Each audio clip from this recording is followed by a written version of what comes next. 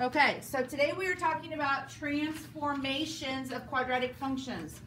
The graph f of x equals x squared plus k is the graph of f of x equals x squared translated vertically. So you need to fill that in, translated vertically. That's your first blank. When we translate something, that means that we either move it up, to the right, down, or to the left. That's what a translate movement is. Do you guys remember when we used to take shapes and you would either, the transformations are you could translate it, which means you move it horizontally or vertically in a straight line. You could rotate it, or you could reflect it, right? Do you guys remember doing shapes like that? Well, today we're talking about translations. So when we have a plus a constant after the x squared, that is going to be a vertical translation. It's positive, means that it moves up. If the number is negative, that means it's going to move down. Someone tell me what this is. Maddie. Yeah, this is the parent. This is the parent function or parent equation. Don't forget that. So when we graph today, we're going to start with the parent function every single time, and we're going to see like what exactly is going on with it. So let's look at our first example. We have to graph h of x equals x squared plus 4. So I want to start with the parent function. I'm always going to put the parent function in black. So the parent function is y equals x squared, or f of x equals x squared. So that means when x is 0, y is 0. When x is 1, y is 1. When x is 2, y is 4. Right? 2 squared is 4? Yeah. Okay. When x is negative 1, y is 1. When x is negative 2, y is 4. So this is our parent function. Now you don't have to draw it every single time, but I'm going to draw it every single time just so you can see what is exactly happening. So h of x is x squared plus 4. So we just learned that when I have a positive coming after my x squared, that means that this is going to be moved up 4 units. And we're moving the what? What are we actually moving? Yeah, the vertex. We're moving the vertex, okay? So let's see, I'm going to take this and I'm going to go up 1, 2, 3, 4. But I'm also going to move every other point up 1, 2, 3, 4. And then the other ones go off the graph, right? So this is what your parent function should look like when you shift it up 4 units. And we're pretty close, right? Pretty close for not having any drawings or any points up there. So let's move this back down. So this green is the function h of x equals x squared plus 4.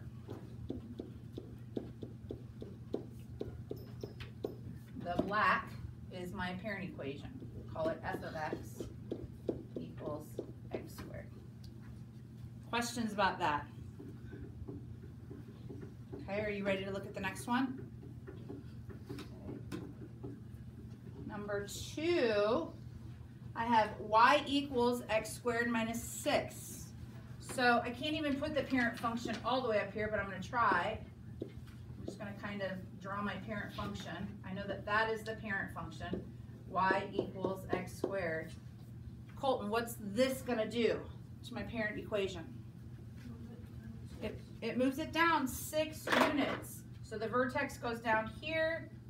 This goes down 6 units, 1, 2, 3, 4, 5, 6. And then I know that at the other one I'm at a positive 4. So it's going to be like this. What could you do if you didn't know all the points for the parent function? If you didn't have them memorized? Yeah, you could plug it in. What happens when x is 2? When x is 2, I have 4, right? 2 squared is 4. Minus 6 is negative 2, okay? So this is the function y, or the equation y equals x squared minus 6, and again, that is my parent. What do you think? Good? Okay, I think I have a couple of more. Number 3, g of x equals a negative x squared plus 5. G of x equals a negative x squared plus 5. So here's what I'm going to do. I'm going to draw the parent equation really fast, and then I'm going to call on you, Cameron, since you have your hand up. You're going to tell me what's going on. 2 is 4. So here's the parent function. Okay. So since it's a negative, since we know that whenever the first is negative, it opens downwards. I'm assuming the parent function opens downwards. Yeah, so the first thing that we'll do is take care of that reflection. So same thing, I'm going to reflect it just so you guys can see what that looks like. So this red function, or this red parabola that I have drawn, is y equals a negative x squared. But I think our equation is actually x squared plus 5. So what do we do with it next? Move the vertex up 5, right?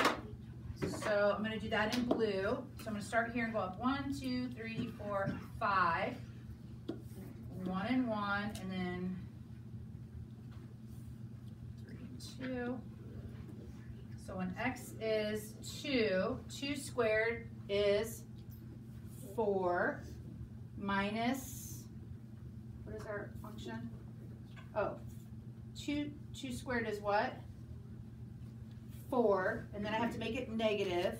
So negative 4 plus 5 is positive 1. Let's see, let's take this red function and move it up and see if it matches. How do we do? Good. We did well. Do you guys see how that works? Oops, I want the red one to come down.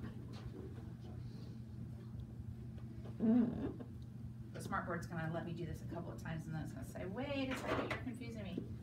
So this was y equals a negative x squared plus 5. So what do you guys think about this? Good? What about, God bless you, what about number 4? What about number 4? Isaac? Could we multiply everything by 2? No, we want to graph it just the way it is. We don't want to change the function. Well, then would it start at 0, 0? It would start at 0, 0. So let's start with the parent function and talk about the things that you know. So I'm going to start with the parent function, and let's item describe each term. So what does this guy do? What does that do, Isaac? That negative 2 is going to do what? Move it down to the vertex. So that negative 2 is going to move the vertex, and I'm just going to use a down arrow 2 units. Okay. What does this negative out front do? It makes the parabola open downwards. So open downwards. Or we call it reflect across the what? X-axis. Yeah, reflect across the x-axis. What does this do? You might have to look at your note packet. What happens when the value of A is, the absolute value of A is in between 1 and 0, Caden? It's narrow. Mason? It's wider, yeah. This is compressed vertically.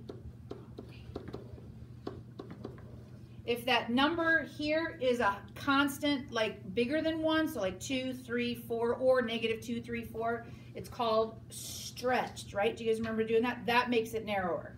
So look at your notes from, I think it's less than 9.1. We talked about that. What happens? It says what happens when the absolute value of A, it's on the back page, I'm pretty sure, of your 9.1 notes. Right here. What can you tell me about the absolute value of A when it's less than 1? What can you tell me about the absolute value of A when it's greater than 1? So this is actually going to be the absolute value of A is less than 1. And it said, we said that it was wider or it was compressed. Does that make sense? Yeah. So that's what's going on. So what does that actually mean? Well, that means if we compress something, first of all, let's flip it upside down and move it negative 2, and then let's use those numbers and compress them. So here's what we're going to do. We're going to draw the parent function inverted. So we're going to reflect the parent function across the x-axis first. And then we're just going to move it down, how many units? 2 units. So I'm just going to do this. So I'm going to plot my points so you can see them. 1, 2, 3, So this is actually gonna be -2, -6, and this is actually gonna be +2, -6, sorry. So these are the points that we're talking about. So if, huh? We're at what? 10 minutes. Okay.